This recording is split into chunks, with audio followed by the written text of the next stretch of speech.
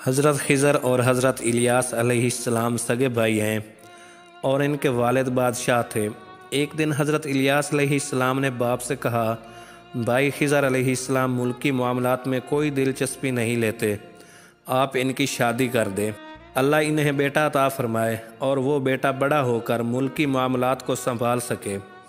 والد نے ملک کی ایک نہایت حسین دوشیزہ سے حضرت خضر علیہ السلام کی شادی کر دی۔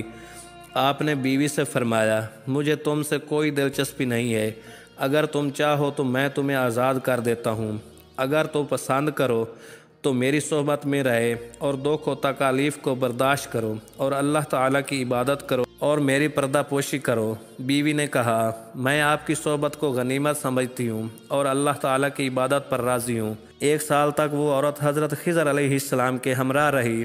1 سال بعد والد نے آپ اور آپ کی بیوی کو بلایا اور کہا، تم دونوں جوان ہو کیا؟ وجہ ہے 1 سال گزرنے کے بعد تمہارے ہاں کوئی اولاد نہیں ہوئی۔ حضرت خضر علیہ السلام کی بیوی نے کہا، یہ سب معاملات اللہ تعالیٰ کے پاس ہیں، وہ چاہے تو عطا کرے اور چاہے تو محروم رکھے۔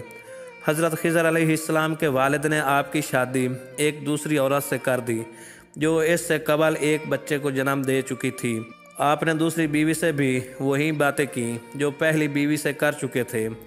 اس نے بھی آپ کے ساتھ رہنا پسند کیا۔ جب 1 سال مزید گزرا اور آپ کے والد نے بچہ نہ ہونے کی وجہ دریافت کی تو اس عورت نے راز فاش کر دیا، آپ کا بیٹا عورتوں میں کوئی دلچسپی نہیں رکھتا۔